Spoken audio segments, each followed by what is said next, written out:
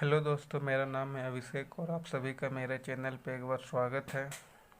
आज हम लोग जानेंगे परमाणु क्या होता है, अणु क्या होता है और आयन क्या होता है। ये तीनों के बीच क्या अंतर है।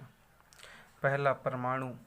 परमाणु पदार्थ की संरचनात्मक इकाई है। यह किसी तत्व का वह सूक्ष्मतम भाग है जिसमें उस तत्व के सभी रासायनिक गुण अवस्थित होते हैं।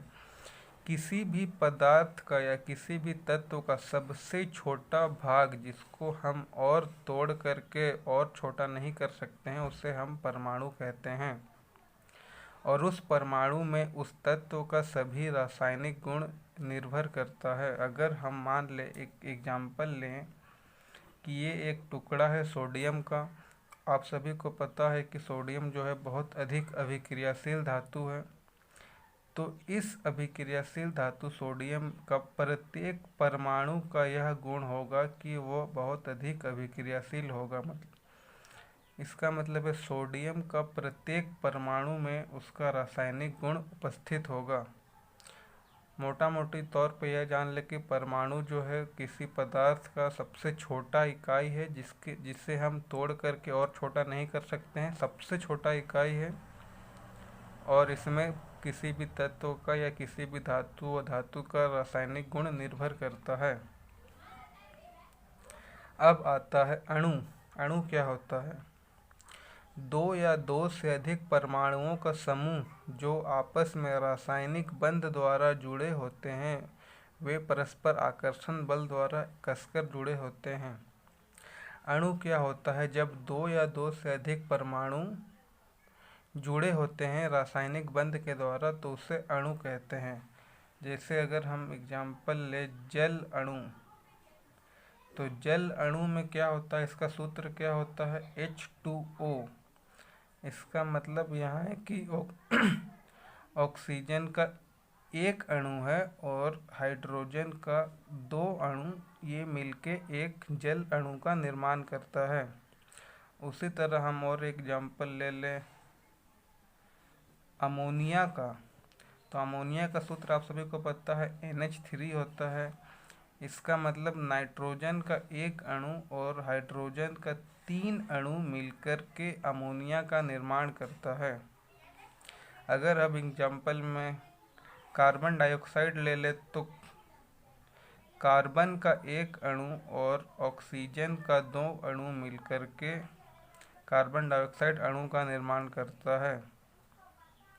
और अगर हम मीथेन ले ले CH4, इसका सूत्र होता है, तो CH4 में C1 और हाइड्रोजन 4 मिलकर के मीथेन अणु का निर्माण करते हैं। इसी प्रकार अणु ये होता है कि दो या दो से अधिक परमाणुओं का समूह जो आपस में रासायनिक बंध के द्वारा परस्पर आकर्षण बल द्वारा जुड़े होते हैं वे अणु कहलाते हैं। आप स्क्रीनशॉट ले सकते हैं। अब हम लोग जानेंगे आयन क्या होता है। वे परमाणु अथवा परमाणु समूह मतलब उसे हम अणु भी कह सकते हैं। वे परमाणु अथवा परमाणु समूह जिन पर नेट आवेश विद्यमान होता है आयन कहलाते हैं। मतलब कि वे परमाणु जिस पर आवेश होता है उसे हम आयन कहते हैं। एक सामान्य परमाणु में इलेक्ट्रॉन जो कि ऋण आवेशित कण होता है और प्रोटॉन जो कि धन आवेशित कण होता है। एक परमाणु में आवेश की मात्रा तथा उसकी संख्या हमेशा बराबर होती है। उदाहरण के लिए अगर हम सोडियम का एग्जाम्पल ले ले तो इसमें धन आवेश होता है। मैग्नीशियम का एग्जाम्पल ले ले, इसमें भी धन आवेश होता है। अगर हम क्लोरीन का एग्जाम्पल ले ले तो इसमें ऋण आवेश होता है।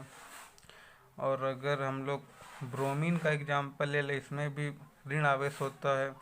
तो वैसा परमाणु जिस पर आवेश होता है उससे हम लोग आयन कहते हैं। और आवेश की प्रकृति के आधार पर आयन दो प्रकार के होते हैं। पहला होता है धन आयन, दूसरा होता है ऋण आयन। धन आयन क्या होता है? यदि आयन पर धन आवेश विद्यमान हो तो उसे धन आयन कहते हैं। जैसे अभी हम बताएं कि सोडियम में धन आयन होता है, इसका मतलब है कि इसमें धन आवेश है। धन आयन में प्रोटॉन की संख्या इलेक्ट्रॉन की संख्या से अधिक होती है। प्रोटॉन हमेशा धन आयन होता है और इलेक्ट्रॉन हमेशा ऋण आयन होता है। और कोई परमाणु में प्रोटॉन की संख्या और इलेक्ट्रॉन की संख्या बराबर होती है। तो अगर कोई परमाणु धन आयन है, इसका मतलब है कि उसमें प्रोटॉन की संख्या अधिक है इलेक्ट्रॉन की संख्या से, इसीलिए उस परमाणु में धन आयन है।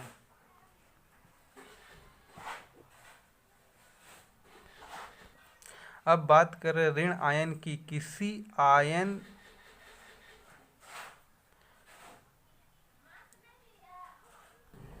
में ऋण आवेश विद्यमान हो तो उसे ऋणायन कहते हैं। मतलब अगर क्लोरीन का एग्जाम्पल लें तो इसमें इलेक्ट्रॉन की संख्या अधिक होगी प्रोटॉन की संख्या से, इसलिए इसे ऋण आयन कहते हैं। अगर हम लोग सल्फेट का एग्जाम्पल ले लें SO4, इसमें भी ऋण आयन होता है। इन सब में इलेक्ट्रॉन की संख्या अधिक होती है एज कंपेयर टू प्रोटॉन की संख्या, क्योंकि आप सभी को पता है कि कोई भी परमाणु में इलेक्ट्रॉन और प्रोटॉन की संख्या हमेशा बराबर होती है। इलेक्ट्रॉन में ऋण आयन होता है और प्रोटॉन में धन आयन होता है। तो अगर इलेक्ट्रॉन की संख्या अधिक हो जाएगी और प्रोटॉन की संख्या कम हो जाएगी तो उस आयन को ऋण आयन कहते हैं। वीडियो देखने के लिए आप सभी का धन्यवाद।